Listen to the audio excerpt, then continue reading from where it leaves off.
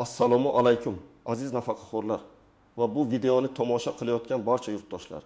Bugungi videomizda sizning diqqatingizni bir juda muhim, hatto hayotiy ahamiyatga ega bo'lgan masalaga qaratmoqchiman. Hozirda ko'pchilik nafaqaxo'rlarimiz o'z huquqlari va yangi imkoniyatlardan bexabar qolmoqdalar. Bu esa ularning moddiy ahvoliga salbiy ta'sir ko'rsatishi mumkin. Shuning uchun bu ma'lumot har bir nafaqaxo'rning, ularning oila a'zolarining va umuman ertaga pensiya chiqishni rejalashtirayotgan har bir insonning hayotiga bevosita ta'sir qiladi. Men sizlarga shuni qat'iy aytmoqchimanki, bu videoda keltiriladigan ma'lumotlar siz uchun juda foydali bo'ladi va ko'plab savollaringizga javob beradi. Ushbu videoni oxirigacha diqqat bilan tomosha qilishingizni so'rayman. Shuningdek, hozirdayoq kanalimizga obuna bo'lib, videoga like bosishni unutmang. Zero sizning qo'llab-quvvatlashingiz bizga yanada foydali kontent yaratish uchun kuch bag'ishlaydi. Bu sizning manfaatli ishingizga sarflangan bir necha soniyalik e'tiboringizdir. Endi esa muammoning mohiyatiga o'tamiz. Avvalgi tizimda nafaqaga chiqish jarayoni murakkabliklari bilan ko'pchilikka tanish edi. Ish stajini tasdiqlash, kerakli hujjatlarni yig'ish, turli idoralar eshigini taqillatish va navbatlarda uzoq kutish hollari tez-tez uchrab turardi. Ko'plab nafaqaxo'rlarimiz, ayniqsa qishloq joylarda yashovchilar, hujjatlarni to'plashdagi qiyinchiliklar tufayli o'zlariga tegishli bo'lgan pensiya miqdorini to'liq ola olmasdilar. Masalan, ba'zilarining ish joyi yopilib ketgan, arxivlar yo'qolgan yoki ish beruvchi tomonidan ma'lumotlar to'g'ri kiritilmagan bo'lardi. Bularning barchasi pensiya tayinlashda adolatsizliklarga olib kelar edi. Ayrim hollarda esa rasmiy ish staji yetarli bo'lmagani uchun odamlar eng kam pensiya miqdoriga qanoat qilishga majbur bo'lishardi. Hatto umrining asosiy qismini mamlakat rivoji uchun sarflagan bo'lsalar ham. Pensiya miqdorini hisoblash usullari ham ko'pincha tushunarsiz va shaffof emasdek tuyulardi. O'rtacha oylik ish haqi hisob kitobi bir qator cheklovlar va murakkab formullar bilan belgilanardi. Bu esa oddiy fuqarolar uchun tushunarsiz edi. Bugungi kunda esa vaziyat tubdan o'zgardi. Hukumat tomonidan nafaqaxo'rlarimizni qo'llab-quvvatlash va ularning hayot sifatini yaxshilash maqsadida qator islohotlar amalga oshirildi. Eng muhimi, pensiya ta'minoti tizimi sezilarli darajada soddalashtirildi va shaffoflik oshirildi. Raqamli texnologiyalarning joriy etilishi tufayli ko'plab jarayonlar endi elektron tarzda amalga oshirilmoqda. Misol uchun, endi ish stajini tasdiqlash uchun arxivlardan qog'oz ma'lumotnomalarni yig'ish majburiyati ancha kamaydi. Elektron mehnat daftarshalari, soliq idoralaridan olinadigan elektron ma'lumotlar va boshqa raqamli bazalar orqali pensiya miqdorini hisoblash ancha tez va aniq bajarilmoqda. Bu nafaqat qog'ozbozlikni kamaytirdi, balki inson omilining aralashuvini ham chekladi. Bu esa korrupsiya xavfini sezilarli darajada kamaytiradi. Bundan tashqari, pensiya miqdorini oshirishga qaratilgan yangi qonun hujjatlari qabul qilindi. Ba'zi guruhlar uchun pensiya miqdori qayta hisoblash imkoniyati paydo bo'ldi. Shuningdek, pensiya ta'minotida ilgari hisobga olinmagan ayrim davrlar ham endi hisobga olinadigan bo'ldi. Bu o'zgarishlar millionlab nafaqaxo'rlarimizning hayotiga ijobiy ta'sir ko'rsatishga qaratilgan. Endi esa ushbu o'zgarishlar doirasida siz nimalarni bilishingiz kerak? Kimlar ayniqsa e'tiborli bo'lishi lozim va kimlar tashvishlanmasligi mumkinligi haqida batafsil to'xtalib o'tamiz. Bu eng muhim qism. Shuning uchun diqqat bilan eshiting. Birinchidan, ish stajini hisoblashdagi yangiliklar. Ilgari ish stajini faqatgina rasmiy mehnat daftarchasi orqali tasdiqlash mumkin edi. Hozirgi kunda esa ba'zi holatlarda norasmiy ishlagan davrlarni ham pensiya stajiga qo'shish imkoniyati paydo bo'ldi. Albatta, ma'lum shartlar asosida. Agar siz ilgari dehqon xo'jaligida yoki tartibdagi tadbirkorlikda ruxsatsiz ishlagan bo'lsangiz yoki shaxsiy tomorqangizda mehnat qilgan bo'lsangiz va bu davrlar mehnat daftarchangizga kiritilmagan bo'lsa, endi bu davrlar uchun ham pensiya jamg'armasiga ixtiyoriy ravishda badallar to'lash orqali stajingizni tiklashingiz mumkin. Bu ayniqsa ayollar uchun katta imkoniyat. Chunki ularning ko'pchiligi oila va farzand tarbiyasi bilan band bo'lib, rasmiy ish stajiga ega bo'lmagan. Masalan, Farg'onalik 6 yoshli Gulnora opa misolini olaylik. Uning rasmiy ish staji atigi 15 yil bo'lib, farzandlarini tarbiyalash va ro'zg'or ishlari bilan band bo'lgani tufayli qolgan yillarda rasmiy ish joyiga ega bo'lmagan. Eski tizim bo'yicha Gulnora opaning pensiya miqdori juda kam bo'lar edi. Biroq yangi qoidalar tufayli u so'nggi yillarda qishloq xo'jaligida norasmiy ishlagan davrlari uchun ixtiyoriy badallarni to'lash orqali yana 5 yil staj qo'shib oldi. Natijada uning umumiy staji 20 yilga yetdi va bu uning pensiya miqdorini sezilarli darajada. Deylik, har oyda 5.000 so'mdan 1.5 so'mgacha oshirishga olib keldi. Bu yilga 1.200.000 so'm qo'shimcha daromad degani, bu esa Gulnora opaning turmush sharoitini ancha yaxshilaydi. Bu yerda e'tibor berish kerak bo'lgan narsa shuki, bu ixtiyoriy badallarni to'lash tartibi va miqdori haqida aniq ma'lumotlarni mahalliy pensiya jamg'armasi bo'limlaridan olishingiz shart. Ikkinchidan, pensiya miqdorini qayta hisoblash imkoniyati. Avvalroq pensiya tayinlashda fuqaroning oxirgi 10 yillik ish haqi ma'lumotlari yoki umumiy mehnat faoliyatidagi eng yaxshi 5 yillik ish haqi ma'lumotlari asos qilib olinar edi. Ammo ko'plab hollarda, ayniqsa 90 yillarda ishlaganlar uchun oylik ish haqi ma'lumotlari yo'qolgan yoki juda past ko'rsatilgan bo'lishi mumkin edi. Endi yangi qonunchilikka ko'ra pensiya jamg'armasi mavjud elektron ma'lumotlar bazasiga asoslanib, fuqaroning butun mehnat faoliyatidagi eng yuqori ish haqi ko'rsatkichlarini mustaqil ravishda aniqlashi va unga asoslanib pensiyani qayta hisoblashi mumkin. Misol uchun Toshkentlik 7 yoshli Dilshod aka misolini olaylik. U butun umrini zavodda muhandis bo'lib ishlagan, lekin 90 yillarning boshida zavod yopilib, uning ba'zi ma'lumotlari yo'qolgan. Uning pensiyasi shu tufayli ancha kam miqdorda tayinlangan edi. Deylik 8.000 so'm. Hozir u murojaat qilib, pensiya jamg'armasi tomonidan uning yaqin yillarda olgan yuqori ish haqi ma'lumotlari topildi. Ushbu ma'lumotlar asosida uning pensiyasi qayta hisoblandi va endi u har oyda 1.1 so'm pensiya oladi. Bu Dilshod akaning moddiy ahvoliga katta yordam bo'ldi. Muhimi, agar siz shu kabi vaziyatga tushgan bo'lsangiz, pensiya jamg'armasiga murojaat qilib, pensiyangizni qayta hisoblashni so'rashingiz shart. Ba'zi hollarda bu avtomatik ravishda amalga oshirilishi mumkin, ammo bunga umid qilib o'tirmang, o'zingiz harakat qilganingiz afzal. Uchinchidan, ayrim toifadagi fuqarolar uchun qo'shimcha imtiyozlar va nafaqalar. Hukumat har doim ehtiyojmand qatlamlarni qo'llab-quvvatlashga intiladi. Masalan, nogironligi bo'lgan shaxslar, o'quvchisini yo'qotgan oilalar, Ikkinchi jahon urushi qatnashchilari va ularning bevalari, shuningdek Chernobil AESdagi avariya oqibatlarini bartaraf etishda qatnashgan shaxslar uchun pensiya va nafaqa miqdorlariga muntazam ravishda qo'shimcha ustamalar belgilanmoqda. Bundan tashqari, og'ir kasalliklarga chalingan yoki doimiy parvarishga muhtoj bo'lgan nafaqaxo'rlar uchun yangi turdagi ijtimoiy yordamlar joriy etilmoqda. Misol uchun, yolg'iz yashovchi keksa fuqarolar va nogironligi bo'lgan shaxslarga tibbiy xizmatlar, uy ro'zg'or ishlari va boshqa yordam ko'rsatish tizimi takomillashtirilmoqda. Agar siz yoki yaqinlaringiz yuqorida sanab o'tilgan toifalarga kirsa, darhol mahalliy pensiya jamg'armasi yoki mahalla idorasi bilan bog'lanib, o'zingizga tegishli bo'lgan barcha imtiyozlar haqida ma'lumot olishingiz va ulardan foydalanish choralarini ko'rishingizni tavsiya qilaman. Ba'zan odamlar o'zlariga tegishli bo'lgan imtiyozlar haqida bilmaydilar va ulardan foydalanmasdan qoladilar.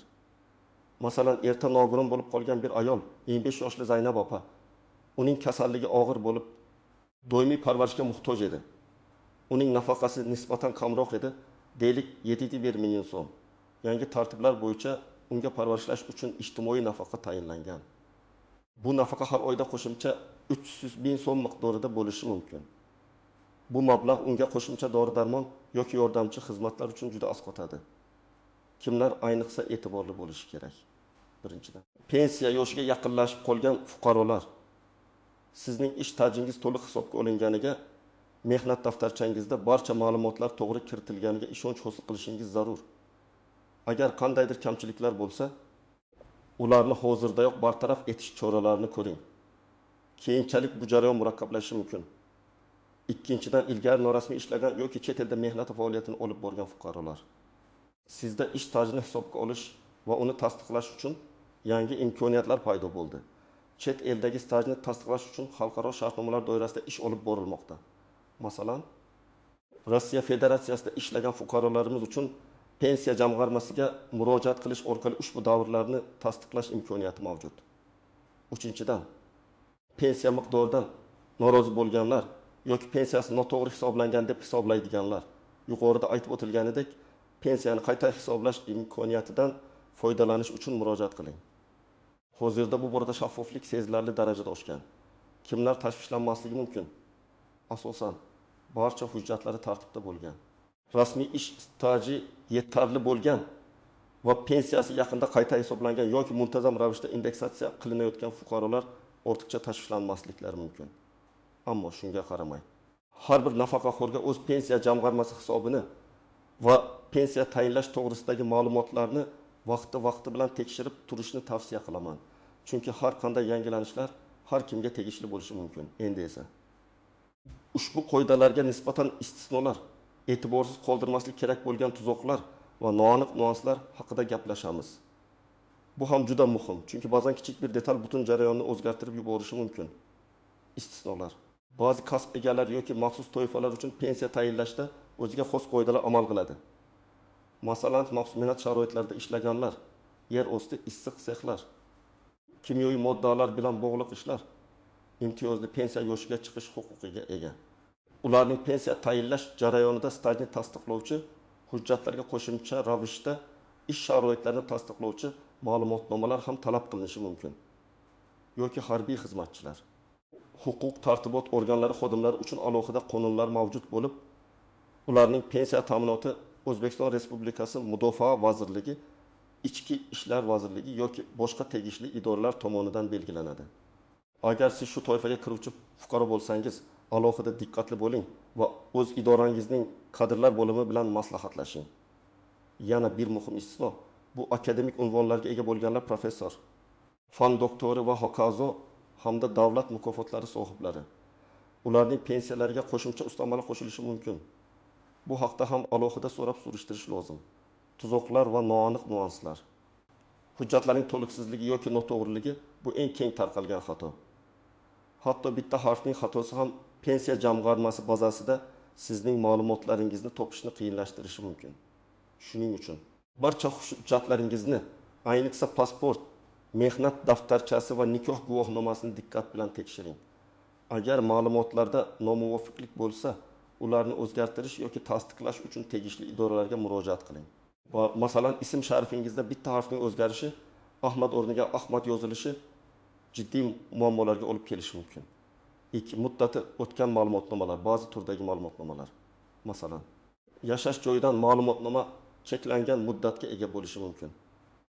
Pensiya jamg'armasiga murojaat qilishdan oldin barcha hujjatlaringizning amalda ekanligiga ishonch hosil qiling. Norasmiy manbalarga ishonish. Pensiya masalalari juda nozik va rasmiyatchilikni talab qiladi. Turli yordamchi yoki vositachilarning va'dalariga ishonmang. Ma'lumotni faqatgina rasmiy pensiya jamg'armasi bo'limlaridan, Xalq banki filiallaridan yoki MyGov yagona interaktiv davlat xizmatlari portalidan oling. Noto'g'ri maslahatlar sizni chalg'itishi yoki hatto pulingizni yo'qotishga olib kelishi mumkin. 4. Muddatlar. Ba'zi qo'shimcha nafaqalar yoki imtiyozlar uchun murojaat qilishda ma'lum muddatlar belgilangan bo'lishi mumkin. Bu muddatlarni o'tkazib yubormaslik uchun diqqatli bo'ling. Masalan, ba'zi kompensatsiyalar faqat belgilangan vaqt oralig'ida taqdim etilishi mumkin. 5. Pensiya oluvchi shaxsning ishga joylashishi. Agar siz nafaqaxo'r bo'la turib ishga joylashsangiz, bu sizning pensiya miqdoringizga ta'sir qilmasligi mumkin. Ammo ba'zi turdagi nafaqalar, ishsizlik nafaqasi yoki ayrim ijtimoiy nafaqalar to'xtatilishi yoki qayta hisoblanishi mumkin. Bu haqda pensiya jamg'armasiga xabar berish majburiy.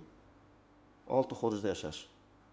Agar siz doimiy yashash uchun chet elga ketmoqchi bo'lsangiz, pensiya ta'minoti masalasida ham o'ziga xos qoidalar mavjud. Ayrim davlatlar bilan pensiya ta'minoti bo'yicha shartnomalarimiz mavjud bo'lsa, boshqa davlatlar bilan mavjud emas. Shuning uchun bu masalani ham oldindan aniqlashtirib olish lozim. Ko'rib turganingizdek, detallar juda ko'p va ularning har biriga e'tibor berish lozim. Endi esa eng muhim qism amaliy maslahatlar. Yuqorida aytilgan barcha ma'lumotlarni hisobga olgan holda sizning aniq harakatlaringiz qanday bo'lishi kerakligi haqida gaplashamiz. Birinchi qadam, ma'lumotlaringizni tekshiring. Eng avvalo o'zingizning mavjud ma'lumotlaringizni, ya'ni shaxsiy hujjatlaringizni, ayniqsa pasportingizni, mehnat daftarchangizni va pensiya guvohnomangizni diqqat bilan ko'rib chiqing. Ismingiz, familiyangiz, tug'ilgan sanangiz, ish staji yozuvlari to'g'ri kiritilganiga ishonch hosil qiling. Agar elektron mehnat daftarchasi mavjud bo'lsa, MyGov portali orqali uning to'g'riligini tekshiring. Qaysi davrlarda ishlaganingiz, qaysi davrlarda stajingizda uzilishlar bo'lganini eslab oling. Ikkinchi qadam, pensiya jamg'armasiga murojaat qiling. Agar sizda biror bir savol, shubha yoki noaniqlik bo'lsa, hech ikkilanmasdan o'zingizning yashash joyingizdagi O'zbekiston Respublikasi pensiya jamg'armasi bo'limiga murojaat qiling. U yerda mutaxassislar sizning vaziyatingizni o'rganib chiqib, batafsil maslahat berishadi. Murojaat qilishdan oldin pasportingiz, mehnat daftarchangiz, pensiya guvohnomangiz agar mavjud bo'lsa, nikoh guvohnomangiz va farzandlaringizning tug'ilish guvohnomalarining asl nusxasi va nusxalarini tayyorlab oling. Bu hujjatlar sizning shaxsiy va oilaviy ma'lumotlaringizni tasdiqlash uchun zarur. Agar ma'lumotlar bazasida ish stajingiz to'liq aks etmagan bo'lsa, sizdan avvalgi ish joylaringizdan agar mavjud bo'lsa, ma'lumotnomalar talab qilinishi mumkin. Ularni imkon qadar oldindan tayyorlab qo'ying. Uchinchi qadam, yozma ariza topshirish.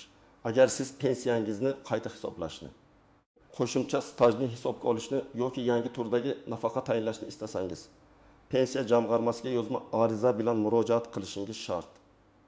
Ariza matnida o'z ism-sharifingiz, pasport ma'lumotlaringiz, yashash manzilingizni aniq ko'rsating. Murojaat sababini, ya'ni pensiyani qayta hisoblashni so'rayotganingizni yoki qaysi davrlar uchun staj hisobga olinishini istayotganingizni tushunarli qilib yozing. Masalan, men ism, familiya, otasining ismi, pasportim seriyasi va raqami Aminxin 19XX yillikda oyda tug'ilganman. Joriy kunda men nafaqaxo'rman va pensiya guvohnomam raqami. Mening pensiya miqdorimni qayta hisoblashingizni so'rayman. Chunki elektron ma'lumotlar bazasida 19X19Y yillar oralig'ida korxona nomida ishlagan davrimdagi ish haqi ma'lumotlari to'liq aks etmagan bo'lishi mumkin deb hisoblayman. Yoki davrlar oralig'ida faoliyat turi, masalan, dehqon xo'jaligida norasmiy ishlaganman va ushbu davrlarni pensiya stajimga qo'shish imkoniyatini ko'rib chiqishingizni so'rayman. Shu munosabat bilan iltimos zarur tekshiruvlarni o'tkazib, menga yozma javob taqdim etishingizni so'rayman. Arizaga barcha tegishli hujjatlarning nusxalarini ilova qiling. Ariza 2 nusxada bo'lsin, bittasini pensiya jamg'armasi xodimi qabul qilganligi haqida belgi qo'yib, sizga qaytarib bersin. Bu sizning murojaatingiz tasdiqlanganini ko'rsatuvchi muhim dalil bo'ladi. 4-qadam, elektron xizmatlardan foydalaning. Agar siz kompyuter yoki smartfon bilan ishlashni bilsangiz, my.gov, uz yagona interaktiv davlat xizmatlari portalidan foydalanishni o'rganing. Bu portal orqali pensiya tayinlash, qayta hisoblash, ish staji haqida ma'lumot olish kabi ko'plab xizmatlarni uydan chiqmasdan turib amalga oshirish mumkin. Bu nafaqat vaqtingizni tejaydi, balki jarayonning shaffofligini ham ta'minlaydi. Ro'yxatdan o'tish va elektron raqamli imzo olish jarayoni biroz murakkab tuyulishi mumkin. Ammo mahalliy davlat xizmatlari markazlarida sizga yordam berishadi. Bu juda qulay va zamonaviy usul. 5-qadam, murojaatingizni kuzatib boring. Ariza topshirganingizdan so'ng pensiya jamg'armasi belgilangan muddat ichida sizga javob berishi shart. Agar belgilangan muddatda javob olmasangiz yoki javob sizni qoniqtirmasa, yuqori turuvchi tashkilotlarga, masalan, O'zbekiston Respublikasi Bandlik va Mehnat munosabatlari vazirligiga yoki Prezident xalq qabulxonasiga murojaat qilishingiz mumkin. Har bir murojaatingizni yozma ravishda qayd etib boring va har bir hujjatning nusxasini o'zingizda saqlang. Aziz yurtdoshlar, ko'rib turganingizdek, pensiya masalasi juda murakkab bo'lishiga qaramay, yangi islohotlar tufayli undan to'g'ri foydalanish orqali hayotingizni sezilarli darajada yaxshilashingiz mumkin. Bu videoda aytilgan har bir ma'lumot siz uchun juda muhimdir. O'zingizning huquqlaringizni biling va ulardan foydalanishdan cho'chimang. Bugun har bir nafaqaxo'r o'zining munosib hayot kechirishi uchun barcha imkoniyatlarga ega. Unutmang, sizning pensiyangiz sizning mehnat faoliyatingizning natijasidir va unga e'tiborsizlik qilishga haqqingiz yo'q. Shu sababli videodagi barcha maslahatlarga amal qiling va shaxsiy vaziyatingizni chuqur o'rganib chiqing. Umid qilamanki, bu ma'lumotlar sizga foydali bo'ldi. Agar sizda savollar tug'ilgan bo'lsa, ushbu video ostida izohlar qoldiring. Men va jamoamiz sizning savollaringizga imkon qadar javob berishga harakat qilamiz. Videoni do'stlaringiz va yaqinlaringizga ulashishni unutmang, chunki bu ma'lumot kimdir uchun hayotiy ahamiyatga ega bo'lishi mumkin. Kanalimizga obuna bo'lib, videoga like bosish orqali bizga o'z minnatdorchiligingizni bildiring. Sog' bo'ling va o'z huquqlaringizni himoya qiling.